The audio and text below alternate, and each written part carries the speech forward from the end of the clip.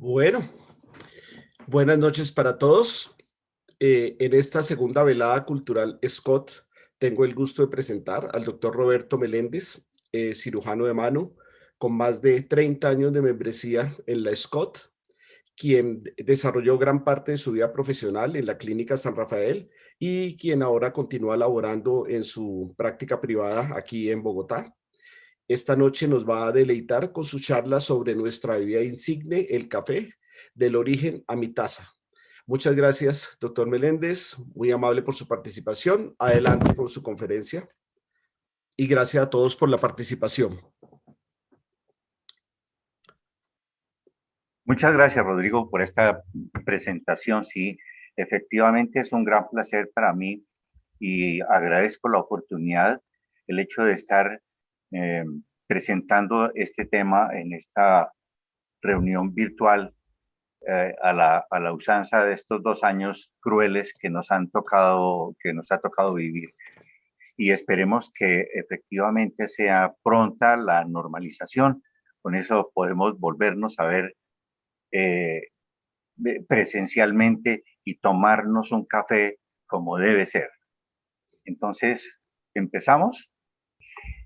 Cuando pensamos en café, debemos hacernos varias preguntas como estas que están aquí planteadas, porque si decimos qué tomo cuando tomo café, nos estamos refiriendo posiblemente a un aspecto biológico, pero qué digo cuando digo café también puede contemplar un aspecto histórico. ¿Qué pienso cuando pienso café? Un aspecto social. ¿Qué siento cuando siento café? Un aspecto emocional. Yo, ¿qué sueño cuando sueño café? Un aspecto poético. Ahora, el doctor Vargas me estaba preguntando, ¿qué café compro? Entonces, hay varias instancias. Si no sé nada, entro a un supermercado y digo, caramba, ¿qué compro? Uy, ¿qué precios estos? Y termino comprando lo tradicional. Si quiero saber un poco, entonces voy a decir, caramba, hay una buena variedad. Están bonitos los empaques. Si sé un poquito, veamos qué escojo. Si creo saber mucho, entonces digo, ah, este es el mejor. Si sé mucho, entonces ya digo, caramba, cómo me falta aprender, porque ya entro al, a un nivel en el que uno hace la diferenciación entre el gusto personal versus el perfil absoluto de una taza que ya es para los profesionales dedicados a ese tema. En cuanto al término, café tiene estas 4 acepciones. Con la palabra café nos podemos estar refiriendo a la planta, o al grano, o a la bebida, o a la cafetería. Entonces, tenemos que diferenciar cada uno de esos instantes. Y para completar, entonces, también nos enfrentamos con la palabra tinto, que es absolutamente colombiana. Hacia 1950 se volvió muy famosa eh, este eslogan de la Café Águila Roja: tomémonos un tinto, seamos amigos. Pero ¿de dónde sale eso? Si vamos a buscar los estudios de lingüística como este de José Joaquín Montes Giraldo, ahí dice tinto, voz general en todo el país, extensión indudablemente de vino tinto, de donde café tinto, que aún alterna en el uso colombiano con el simple tinto. Y es un colombianismo, este es el único país del mundo en donde se emplea esa expresión. En el resto, el tinto es un vino. También tenemos esta historia popular anónima que vale la pena traerla en cuenta, a cuento. En un tiempo de ley seca en Bogotá, seguramente en todo Colombia, cuando alguien llegaba a un sitio a tomarse a escondidas un trago de vino tinto, se lo servían para ocultarlo en una taza pequeña de las que se usan para tomar café. De esta manera, la taza de café se transformó en una taza de tinto. Sin ir muy lejos, en días pasados, en plena pandemia, en plena prohibición, yo entré a un restaurante al que voy siempre. Y entonces el mesero me dijo, ¿qué se toma? Estamos con el problema de que a usted siempre pide un vino, pero no se lo podemos servir. Claro que si usted quiere servirlo en un pocillo, entonces se lo servimos. Y yo le dije, bueno, démelo. Y este fue el plato que me trajo. O sea que es un cierto instinto natural. Vamos ahora a pensar en lo que es la palabra café. La etimología es muy variada, hay varias teorías. Cavá, del árabe para vino blanco, que da origen a café, palabra turca para el fruto del cafeto. Cabué, palabra árabe que significa fuerza. Cajué, palabra turca que significa fuerza, vigor. O Cafa, que es el nombre de una provincia de Etiopía en donde se originó el café. Aquí tenemos el país de Etiopía y con su provincia de Cafa, y en el siglo VI se origina se localiza esta versión del origen del café, con lo que cuentan de un pastor de cabras llamado Caldí, que notó que sus cabras se ponían alegres después de comer las bayas de un arbusto que había localmente. Entonces él también las comió y sintió un estímulo placentero. Según la versión de las Mil y Una Noches, Caldí contó su experiencia a los monjes de un convento vecino. Observaron el efecto de disipar el sueño, prepararon la infusión y generalizaron su consumo para poder realizar los oficios religiosos nocturnos porque se quitaba el sueño. Ahora vamos a la parte biológica. En el café se conocen estas cuatro especies, todas de la familia de las rubiáceas. Pero la tercera y la cuarta, Coffea liberica y Coffea excelsa, prácticamente no se comercializan ni se utilizan. Las que se utilizan son la Coffea arábica y la Coffea canéfora. La Coffea canéfora es conocida como robusta. La Coffea arábica es originaria de Etiopía, es un arbusto que crece en alturas entre los 700 y los 2000 metros de altura, sobre todo en Latinoamérica y en América Central. Y en esta especie se identifican varias variedades, entre estas la caturra, la típica, la bourbon, la maragogipe y la blue mountain. La Coffea canéfora es originaria del Congo belga, se cultiva sobre todo en el Brasil y en África, crece en planicies con mayor rapidez que la arábica y resiste mejor a las enfermedades. Por eso es que se llama también Coffea robusta, café robusta. ¿Cómo ocurrió la migración del grano de café? En el año 575 pasó de Cafa, en Etiopía, cruzando el Mar Rojo, a Moca, en Yemen, y donde fue acogido por comunidades religiosas, ya que ayudaba a los monjes a mantener la vigilia durante los rezos nocturnos. De Cafa a Moca, de Moca a la Meca, a Suez, al Cairo, después por un lado a Marsella y por otro lado hacia Turquía. Estas fueron las primeras rutas de expansión del café. En 1669, Mahomet IV, emperador del Imperio Otomano, le obsequió a Luis XIV a través de su embajador Solimán Agha una cantidad de café, de tal manera que esta fue la otra ruta en 1644 a Marsella, a Lyon, 1669 a París. Estamos hablando del grano, no de la planta. Ahora comentemos algo sobre el consumo. La primera cafetería conocida del mundo se ilustra en esta pintura, Kiva Han, que abrió en la Meca en 1475. Aquí podemos detallar varias de las actividades que se realizaban en esos sitios. En 1684 tenemos constancia de estos grabados sobre cobre.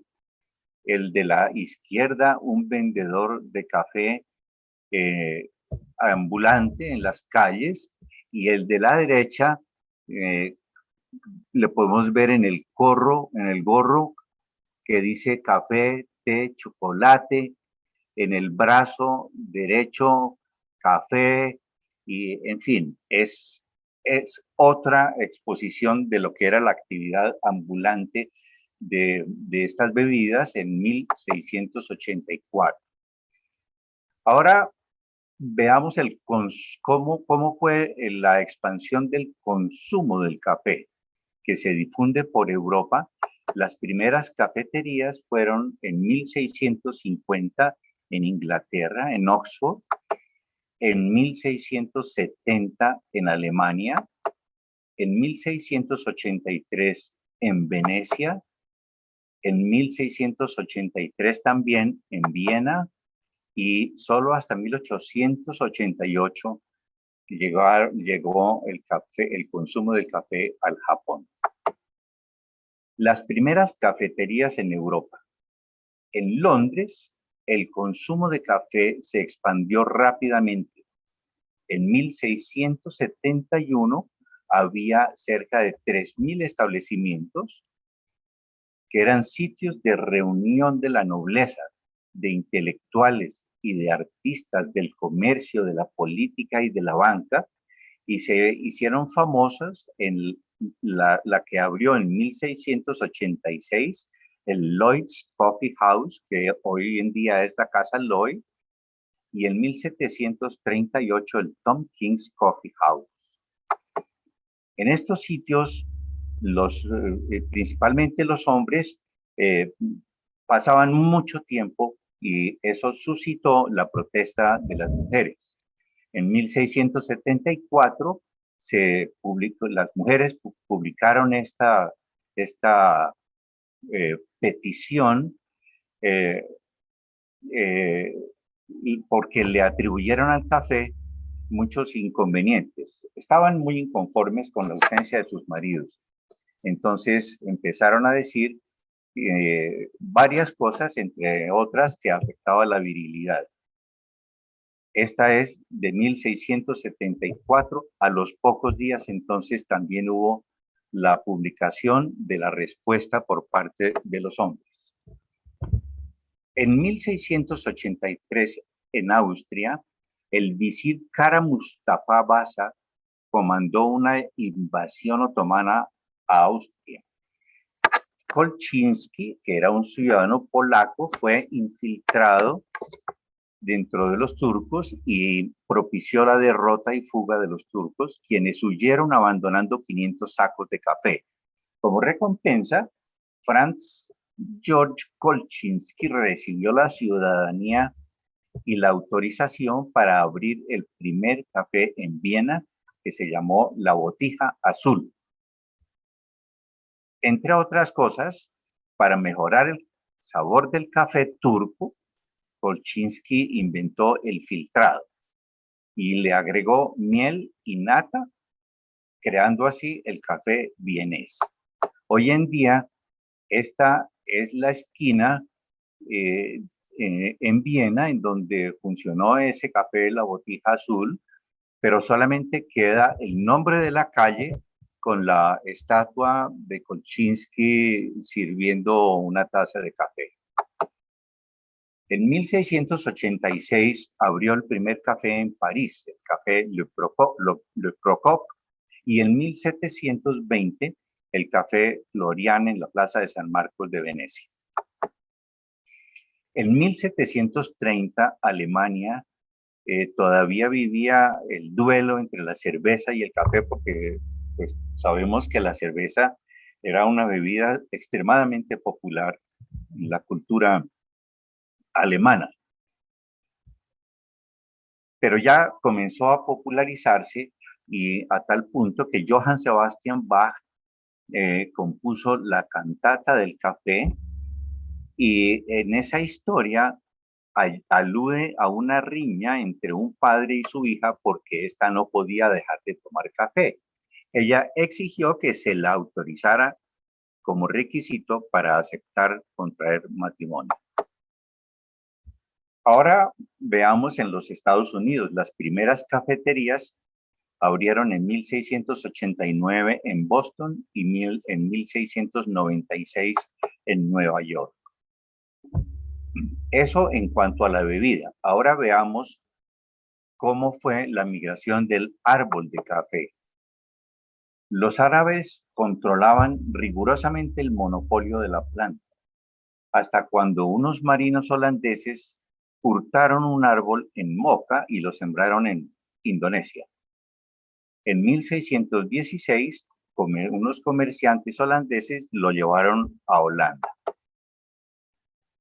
En 1714, Holanda le obsequió un árbol a Luis XIV en agradecimiento, en retribución a algunos favores que él les hizo, y este árbol fue sembrado en el Jardin des Plantes de París al cuidado de este botánico Antoine Laurent de Jussieu, quien lo presentó a la Academia de Ciencias de París como Jasminus arabicum laurifolio, o sea, es el nombre científico que con el que comenzó desde ese momento. En 1976, un marinero, Gabriel Mathieu de Clieu, transportó el primer árbol de París a la isla de Martinica, en el Caribe. De ahí empezó a expandirse por todos los países vecinos, incluyendo a Colombia. Y en 1727 llegó al Brasil. ¿Cómo llegó? Se cuenta que el gobernador del estado de Pará, Juan Damaya da Gama, encargó al teniente Francisco de Melo Palleta el trámite de asuntos oficiales ante su homólogo de Cayena, Claude de Guillonnet, señor d'Olivier. La esposa de Madame d'Olivier, quedó encantada con el teniente y le obsequió en secreto algunos granos de café, que fueron los primeros en sembrarse en el territorio brasileño. En América Central, entre 1850 y 1900 hubo un gran desarrollo de la industria del café, y en 1877 fueron emitidas leyes que favorecieron la inmigración alemana con el fin de cultivar café, y se sembraron enormes extensiones que desafortunadamente recientemente se terminaron porque se rechazó a los alemanes. Otro aspecto muy importante ocurrió en 1806 con Napoleón. Napoleón le estableció un bloqueo comercial a Inglaterra. Además, decretó que Francia debía autoabastecerse y evitar la importación de productos extranjeros. Entonces comenzaron a producir azúcar a partir de la remolacha, bloqueó las importaciones de azúcar y de café, estimulando la producción de esta planta que se llama achicoria como sucedáneo del café.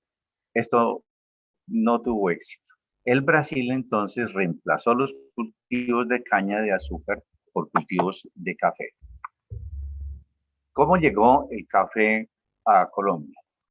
Primero llegó a Venezuela, de Martinica pasó a la isla de Guadalupe y de allí a Venezuela, llegó a Caracas en 1730, en donde su cultivo fue impulsado por el padre José Antonio García Moedano conocido como Moedano. En ese mismo año, de 1730, el padre Gumilla, jesuita, introdujo el café por el río Meta desde el Orinoco hacia el Cauca. En 1723 sembró las primeras plantas de café en Venezuela en las misiones de Santa Teresa, en la región comprendida entre el río Guaricó y el Apure, de donde se extendió al Brasil y luego vino a Colombia. Dejó el padre Gumilla este libro, El Orinoco Ilustrado, un documento enorme, supremamente lleno de información y muy interesante. En 1750, el café llegó a Santander proveniente del norte de Venezuela. Allí se encontró en 1763 con el presbítero Francisco Romero, párroco de Salazar de las Palmas, quien puso como penitencia de confesión a los feligreses el sembrar café. Entonces el café de esa forma se expandió muchísimo en la región. Aquí tenemos una imagen de Salazar de las Palmas, desde donde se hizo en 1835 la primera exportación de 2.592 sacos de café por el río Catatumbo hacia el lago Maracaibo. De Santander se expandió por otros departamentos, primero hacia Boyacá, Cundinamarca, el Tolima, Antioquia, y después volvió a bajar, y así se inició la hegemonía del café en la economía colombiana, acabando con la del tabaco, del añil y de la quina. Y también en ese año de 1900 comenzaron las plantaciones en el norte de Colombia, en la Sierra Nevada. Todo esto, ¿cómo se logró? Por una enorme cantidad de pioneros, como lo podemos ver en esta lista, entre los cuales vale la pena destacar a Francisco Romero, el presbítero, al general Rafael Uribe Uribe, en 1912 a Alfonso Palacio Rudas, y así vamos completando a 32 pioneros sumamente importantes, todos los cuales encontramos mencionados y con notas biográficas en este libro de 1998, publicado por José Chalarca. En Colombia siempre se sembró café arábica. Aquí podemos ver en el mundo entero, en rojo, todos los países en donde únicamente hay arábica, en morado el café robusta, y mezclados las dos en los que están en verde. El 27 de junio de 1927 fundaron la Federación Nacional de Cafeteros en Medellín. Y en 1960 se creó la imagen de Juan Valdés y de su mula Conchita. Solamente hasta julio del 2009 fue cuando se instituyó esta fecha del 27 de junio como Día Nacional del Café en Colombia. Y aquí tenemos la historia de los que han representado a Juan Valdés. En 1959, este personaje fue representado por un actor puertorriqueño, José Duval, que estuvo del 59 al 69. Falleció en 1993. En el 69 comenzó con Carlos Sánchez, que se hizo muy famoso y estuvo hasta 2006, cuando fue reemplazado por el actual Carlos Castañeda. Este es el logo de Café de Colombia, en el que están el campesino con su sombrero, con el poncho, la mula y las montañas. Las exportaciones fueron aumentando rápidamente. En 1834 se hizo el primer embarque con 1.4, con 237 toneladas, y en 1949 ya había aumentado a 311.000 toneladas. Los gerentes de la Federación Nacional de Cafeteros han sido poquitos, solamente estos 11. El actual es Roberto Vélez Vallejo. Pero vale la pena mencionar el tiempo que duró el número 6, Manuel Mejía Jaramillo, que estuvo 20 años, Arturo Gómez Jaramillo, que estuvo 25, y Jorge Cárdenas Gutiérrez, que estuvo 19. En la federación se fueron creando distintos órganos, y vale la pena hacer énfasis en CENICAFE, que es el Centro Nacional de Investigaciones del Café, fundado en 1939, las cooperativas de caficultores organizadas en 1959, Procafecol en 2002, pero es una organización con bastante complejidad administrativa. Mientras tanto, ¿qué sucedía en los Estados Unidos? En 1921, el café se introdujo en las industrias como un estímulo para los trabajadores. Y en 1952, la Agencia Panamericana del Café acuñó la expresión "the coffee break". Haz una pausa para el café y toma lo que el café te da. Con esto estimulaban la producción, el rendimiento. Mientras tanto, en Colombia, el café era el tarro del café. Se compraba en grano y se molía en piedra. Se preparaba con el sistema de goteo con un colador de tela, de franela. En 1919 se fundó el Café La Bastilla, que se hizo famoso con su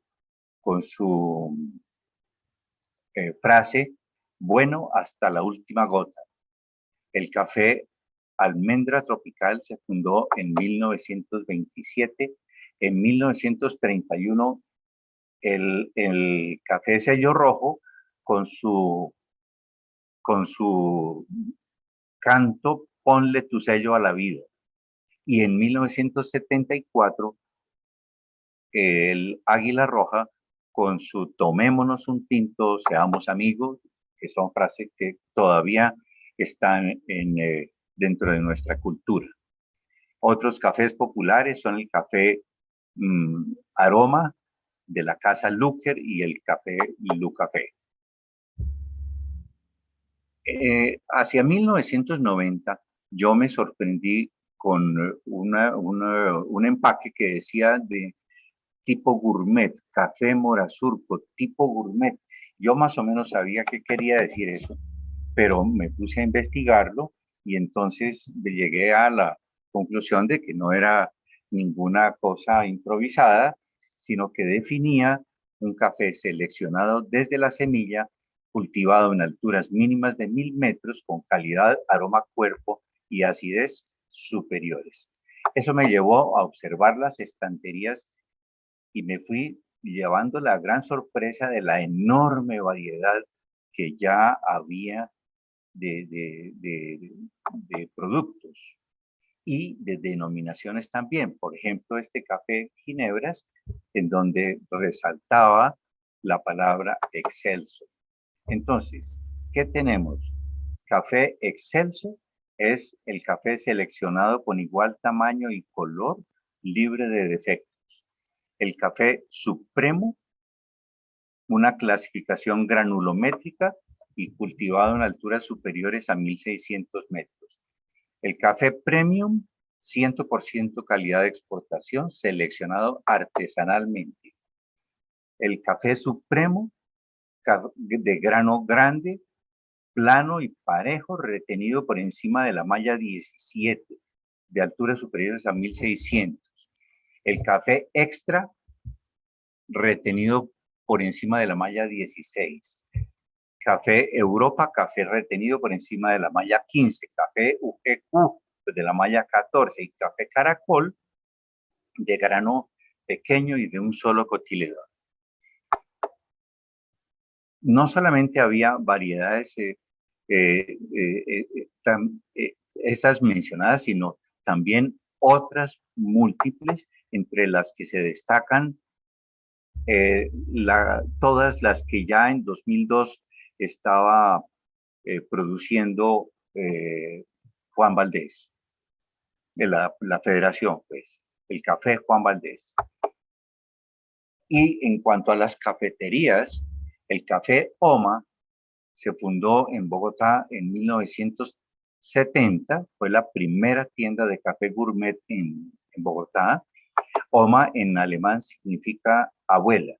Hasta ese momento, a pesar de estar exportando el mejor café del mundo, en Colombia se consumían productos de inferior calidad. Sin embargo, sobre todo en la primera mitad del siglo pasado, proliferaron muchos cafés literarios, entre los que vale la pena destacar, de estos que vemos en esta lista, todos analizados, o sobre todo hay artículos en esta publicación de Jorge Regueros, los cafés literarios, que desempeñaron un gran papel porque eran, como en Inglaterra, los sitios de reunión de los políticos, de los artistas y de los literatos, de los periodistas. Mientras tanto, ¿qué pasaba? ¿Cómo evolucionaba el producto en el mercado de los Estados Unidos? En 1966, Alfred Pitt inició el concepto de cafés especiales. En 1970, el concepto de comercio justo, y en 1971 se fundó Starbucks en Seattle. En 1975, Ernst Knudsen definía el café especial como un café de aroma excepcional de cafés producidos en microclimas especiales. Todos estos conceptos fueron evolucionando y en 1981 Don Schoenholt fue el líder de la revolución de las especialidades. El café Audubon fue el primero en popularizar la importancia de la preservación del hábitat de las aves migratorias y de los cultivos bajo sombra. De esta manera se fueron definiendo los cafés especiales, los cafés sostenibles, cuyos objetivos eran en general asegurar la continuidad de la producción en el tiempo, cuidar de la conservación del medio ambiente, ofrecer buenas condiciones económicas a los agricultores y actuar con responsabilidad social. Entonces tenemos de estos cafés sostenibles estas tres clases: el café orgánico, café de comercio justo, café de sombra. También están los cafés de origen y los cafés de preparación, y todos estos cafés están respaldados por sellos internacionales. El café orgánico, sus objetivos son que sea cultivado sin el uso de agroquímicos sintéticos, que proteja los suelos y las fuentes de agua, y que tenga prácticas que restauran y mantienen y aumentan la armonía ecológica. En 1980 comenzó la regulación de este tipo de cultivos en Francia, Dinamarca y los Estados Unidos. En el año 91 lo adoptó la Unión Europea y se crearon los sellos internacionales FAO y el IFOAM. Entonces, hoy en día tenemos en los paquetes estos sellos, como los que podemos apreciar en este paquete de Juan Valdez, el USDA orgánico y el OCO Garantí, también la Biolatina, IFOAM, Ecocert, que son cafés ya regulados por todas estas entidades. Un solo paquete de café puede tener muchos sellos, como este café Aney de la Sierra Nevada de Santa Marta, un café orgánico en el que identificamos 5 así por encimita. Después tenemos los cafés de comercio justo, que los pioneros de este concepto fueron la Fundación Max Havelaar de Holanda y la Organización Internacional del Sello de Comercio Justo, conocido con la sigla FLO CERT Limited. En 1980 se crearon estos sellos con los objetivos de mejorar la calidad de vida de los productores, facilitar el acceso a los mercados, ofrecer el pago de precios justos con un mínimo fijo y ofrecer relaciones de comercio permanentes. Entre estos cafés tenemos el café Tima de la Sierra Nevada de Santa Marta. En un 70% el café cuenta con la certificación de Mercado Justo FLO a través de la Asociación de Productores Ecológicos de Mercado Justo, pero miren la cantidad de sellos que tenemos aquí. O sea, son cafés altamente regulados. Aquí tenemos otro café de comercio justo de Juan Valdés con su sello UTZ y UTZ Café.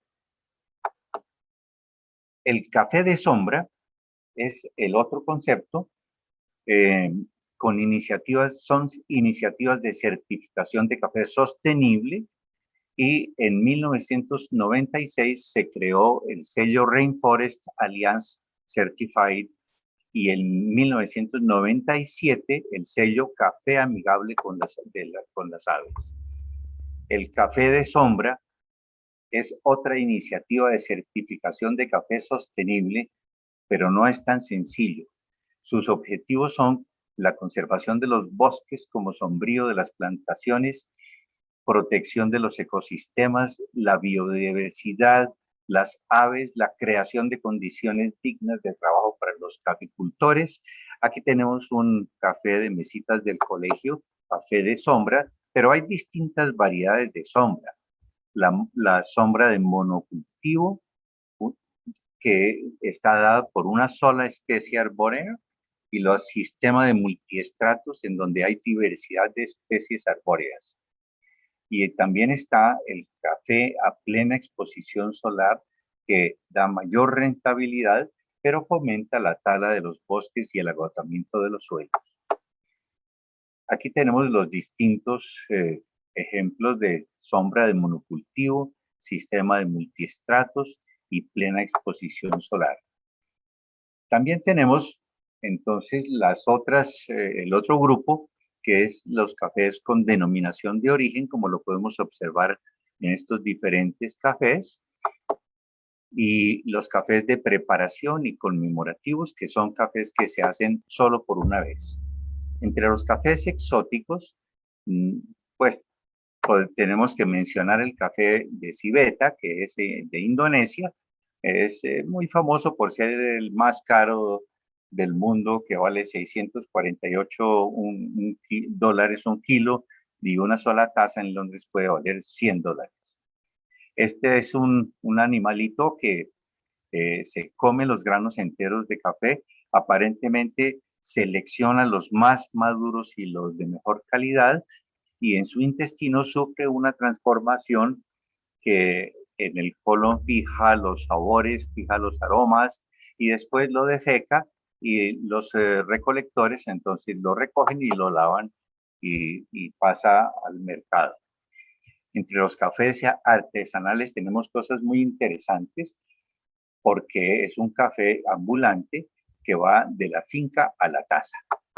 Cafés muy frescos. Entonces, tenemos el concepto del origen a mi taza. ¿Cómo es la preparación? Los métodos árabes tradicionales, que lo podemos ver ilustrado acá, son muy parecidos a los que tenemos en el eje cafetero en el campo. El café de olla, observen a la derecha cómo lo endulzan con panela.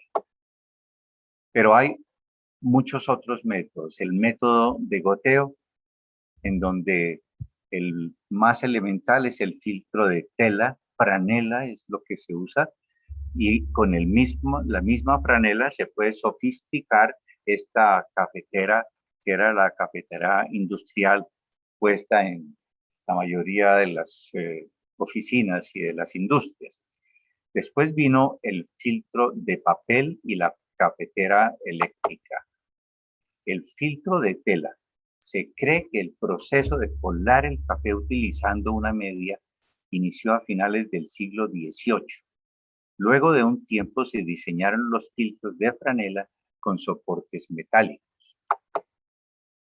El sifón, la cafetera de vacío, no sé si reconocen ustedes a estos dos personajes. El café de sifón fue inventado por Loew en 1830 en Berlín, muy ingenioso. El agua hierve en el compartimento inferior, el calor lo impulsa hacia la parte superior, atravesando el café por un filtro de tela, y al formarse ese vacío, después ese vacío chupa nuevamente el café hacia la parte inferior. Este proceso se perfeccionó en 1850 con el sifón de balancín, en donde se ingenió un cierre automática, un apagado automático, un mecanismo automático de apagado. El filtro de rejilla también tiene su historia. En 1809, en Francia, Benjamin Thompson, el conde Rumford, diseñó el percolador. Entonces aquí podemos ver el filtro de rejilla, y además estableció algunos principios de preparación muy importantes. Primero, el agua debe ser fresca y llegar casi a su punto de ebullición. Segundo, el café y el agua nunca deben hervir juntos.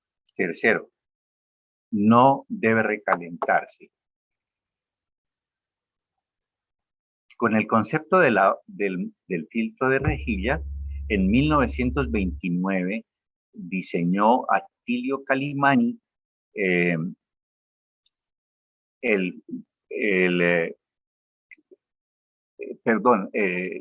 Attilio Calimani lo presentó, lo patentó en Italia, pero ya se había diseñado esta cafetera en donde se baja manualmente el filtro de rejilla y se la conoce como la cafetera francesa. Todas estas cafeteras pues tienen sus formas diferentes de ser utilizadas en gran detalle.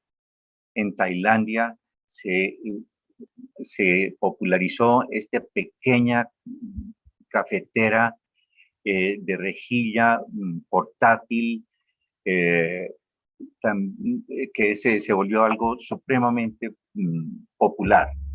El filtro de papel fue diseñado en 1908 por Melita Benz, que alemana, nacida en 1873, se inventó el filtro de papel en el año de 1908.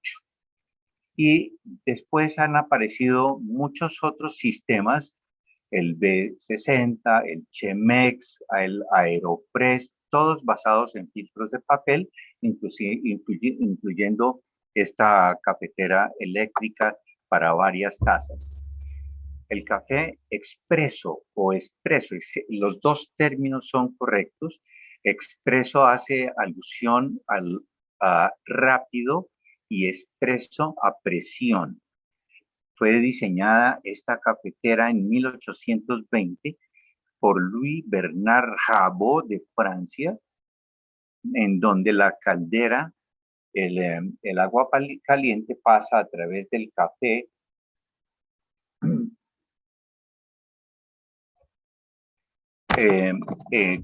colocado en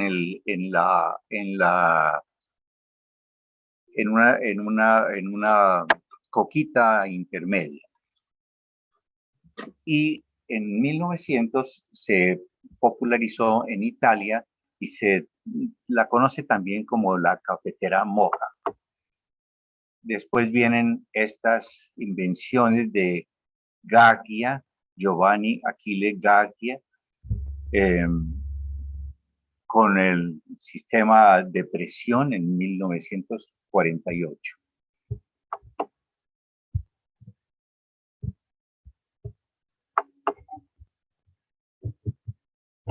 Distintas clases de cafeteras automáticas tenemos hoy en día con mucha sofisticación, y también otras preparaciones como el café frío, que es un café que se prepara por goteo en un largo periodo de tiempo. A las 4 horas de este goteo sofisticado se pasa a la nevera y se deja 3 días. El café frío algunas personas tienen un gran gusto por esto, y también vienen estas cápsulas en aluminio o en plástico que todo lo cambian todo. Los molinos. Los molinos también tienen su historia bastante interesante. Los primeros en moler el grano de café fueron los árabes, que cerca del año 1200 utilizaron 2 piezas de piedra para triturarlo. Y los griegos y los romanos adaptaron el diseño de molinillos de trigo para el café. El molino manual de muela, diseñado en 1400, y después se empezó a estudiar la diferencia del grado de molido. Entonces está el molido fino, el molido intermedio, el molido grueso, y se preparan distintas clases de café con las distintas clases de molido. Después aparecieron los molinos eléctricos, que son cuchillas romas. Hoy en día, pues a todos se les encuentran algunos inconvenientes sobre este molino, que es supremamente práctico. Se dice que el golpe tan frecuente sobre los granos, entonces le producen calor, y que eso desvirtúa la calidad del café. Entonces se han puesto hoy de moda los molinos manuales, ajustables, también muy sofisticados y muy costosos. El tostado es otro aspecto muy sofisticado en el manejo, en la preparación del café. El tostado claro, más suave, da un café más suave, más ácido, menos amargo. El tostado medio es un tostado medio oscuro a tostado oscuro. Y el tostado francés es el más oscuro, es el más fuerte, más amargo y menos ácido. En cuanto a la cantidad, la recomendada para un pocillo de 100 centímetros es una cucharada rasa de 5 gramos. Pero realmente, pues, va en el gusto personal. Los empaques también fueron evolucionando con el tiempo. Desde 1862, cuando se usó la bolsa de papel, en el 62 también se le empezaron a colocar marcas. En 1900 se hizo el empaque al vacío, y probablemente se introdujo el papel metalizado. Y en 1960, Goglio introdujo una cosa sumamente importante, que es la válvula irreversible o válvula unidireccional, o válvula desgasificadora, que permite la salida de los gases. En cuanto a la degustación, yo creo que no vamos a entrar en detalles. Estas son las ruedas de sabores. Los grandes profesionales pueden diferenciar toda esta gama tan enorme de sabores y de aromas. Es algo sumamente profesional, muy complicado y solamente para profesionales. Pero en el día a día se puede reducir a tablas más sencillas, como esta carta de calificación, en donde se hace la calificación sobre calidad o sobre cantidad en aroma, acidez, dulzura, cuerpo y el tiempo de perduración del sabor del café en boca. La taza. Esta es la taza antigua para café en la provincia de Cafa. Hoy en día hay infinidad de modelos, pero en mi opinión, la taza, la taza para café debe ser una taza funcional, así como la copa funcional diseñada por Riedel para el vino modificó completamente la forma de tomar vino. La taza funcional debe ser de cerámica con una boca estrecha, precalentada, y, y esta es, me parece que es un diseño ideal según mi punto de vista. Los vasos plásticos de icopor, de papel, son prácticos, pero pueden alterar el sabor. En gran parte se elimina el rito del café. Y hoy en día yo creo que tenemos que darle mucha importancia al rito. Les recomiendo este libro aparecido hace poco sobre la desaparición de los rituales de un filósofo que, coreano, pero formado en Inglaterra, se llama Byung-Chul Han. Aquí no sé, lo traigo a colación porque el que diseñó la carátula está mostrando una taza de café. Y ante la desaparición de los rituales en esta vida moderna y agravado por la pandemia, eh, eh, la desaparición causada sobre todo por los medios de comunicación tan eficientes que hay hoy en día, entonces yo creo que nosotros debemos cuidar nuestras costumbres, nuestro rito sobre el café y fomentarlo y estimularlo en el desarrollo de nuestra cultura. Yo creo que eso es todo, Rodrigo. Muchas gracias, Roberto.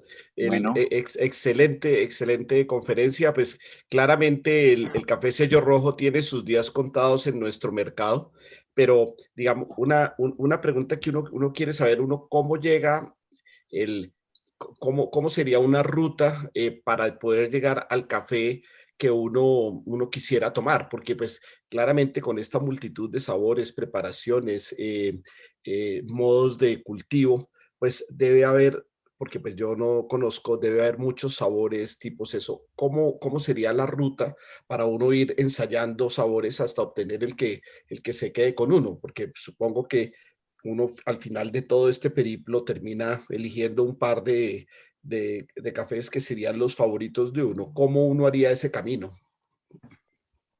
Rodrigo, más o menos eso fue lo que a mí me pasó a partir de 1985, cuando comencé a sorprenderme con las distintas clases de café que había en el supermercado. Entonces fui comprando uno tras otro y fui encontrando las diferencias. Ahora, el gusto es muy personal. A una persona le puede gustar un café muy dulce, a otra uno muy amargo, al otro un café que sepa a ceniza, el otro que sepa a madera, el otro un café floral. Entonces, hay es que probarlos y así uno va encontrando lo que le gusta. Pero lo interesante es saber que hay una gran variedad, así como en los vinos. En los vinos o los whisky, los licores también ofrecen esa gama de sabores y cada persona va encontrando su preferido. Pero sí es importante, digamos, en esta exposición, tener en cuenta todas esas diferencias que hay para buscarlas. Uno puede encontrar cafés desde 5.000 pesos una libra hasta 60, 70.000 pesos, un paquetico de 250 gramos. Entonces, yo creo que no debemos dejarnos llevar por la exquisitez de los profesionales. Para un profesional puede gastar 100.000 pesos en un paquete de 100 gramos y disfrutarlo y encontrarlo como algo superior, algo magnífico. Pero para nosotros, los que, digamos, en el día a día Yo creo que los cafés en una gama de precios entre 15 a 30, encontramos una cantidad de cafés maravillosos, pero hay que probarlos. Las pautas son, como lo vimos en una de las diapositivas, eh, prepararlo adecuadamente. Para mí la cafetera que prefiero es la italiana, la Kona, la italiana. La taza es fundamental, eh, que el café sea fresco. Yo lo muelo en mi casa, utilizo el molino eléctrico, aunque ahora están ya criticándolo mucho, pero también tengo molinos manuales. Lo que pasa es que se requiere más tiempo eh, para molerlo y prepararlo, ¿no? Hay quienes prefieren la cafetera francesa, entonces es algo muy personal, pero sí vale la pena es ir ensayando. Entonces uno va al supermercado, la gama de precios es un poco un indicativo, ¿no? Pero uno puede buscar los sellos, todos los sellos que mencionamos, uno los puede buscar y eso ya son indicativos de calidad del café. Y Roberto, una última pregunta antes de concluir. Uno, al hacer este periplo por diferentes tipos de variedades de café, siempre debe elegir la misma preparación, la misma cafetera, el mismo modo de preparación a modo de comparar, o la comparación no implica sistematizar la preparación, sino hacemos diferentes tipos de preparaciones con diferentes tipos de cafés, lo cual incrementaría seguramente la dificultad de una toma de decisión. Sí, claro que sí, claro que sí. Yo, yo comencé yo tengo varias cafeteras, ensayé la italiana, tengo la francesa, tengo las eléctricas, tengo de todo, pero eso uno va haciendo el curso a medida que va ensayando. Pero sí es interesante que si uno está iniciándose en el tema, entonces escoja un tipo de preparación, que ensaye 3 o 4 o 5 cafés y si quiere después puede comprar otra para ver si hay diferencias. Lo que pasa es que todas esas maquinitas tienen sus mañas, ¿no? Tienen sus mañas. Entonces, por ejemplo, la cafetera francesa, la de la prensa, esa tiene, tiene el secreto de cuánto tiempo debe uno dejar el café en el agua antes de bajar el filtro. Entonces, 4 minutos parece ser un tiempo eh, adecuado para un café bastante bueno y fuertecito. Digamos, fuertecito es una forma poética de decir, pero si uno no lo deja sino un minuto, va a salir un café extremadamente suave y mientras más tiempo lo deja uno antes de bajar el filtro, pues va a haber una mayor extracción de todos los sabores en el café. Pero entonces esa cafetera tiene el inconveniente de que se alcanza a enfriar. Es muy importante la taza precalentada. Con la italiana, con la italiana, entonces yo creo que es más fácil de manejar. El café sube, uno tiene que estar atento para que no se vaya a hervir y lo puede dejar un ratico en el compartimento superior para que adquiera mayor temperatura, porque al momento de pasar el agua por el café, se pierde un poquito de temperatura. Esto quiere decir que nunca café instantáneo, por lo visto. No, eso sí, eso, ese sí no es café, no, ese no es café. Aquí en esta charla no mencionamos, por ejemplo, lo que es el gran capítulo de los adulterantes del café, ¿no? El azúcar, la canela, todo tipo de licores, el clavo. Es, es una lista enorme de cosas que se le pueden mezclar al café. la leche. Pero entonces ahí yo digo que ya no toma uno café. Si le pone leche, no toma café. Toma café con leche, que es una bebida diferente. Es como si a un whisky tú le echas Coca-Cola. Deja de ser whisky y es whisky con Coca-Cola, que es otra cosa completamente distinta. Entonces los adulterantes o modificadores del café, eh, pues producen bebidas diferentes. Yo no le pongo absolutamente nada, porque me gusta el café puro. Sí, de los agregantes, creo que excepto el carajillo, todos no son tan buenos. Bueno, muchas gracias, Roberto, Bueno, muy un gran amable. gusto haber Gracias estado para con todos. todos ustedes. Entonces, a tomarse un buen café y a recordar que el 27 de junio de 1927 se fundó la Federación de Cafeteros, que ha desempeñado un papel importantísimo en nuestra cultura cafetera, y estamos a 6 años de que cumpla 100 años. Bueno, muchas gracias para todos los Bueno, asistentes y un abrazo muy para bien. todos. Buena noche. Bueno, hasta luego. Gracias.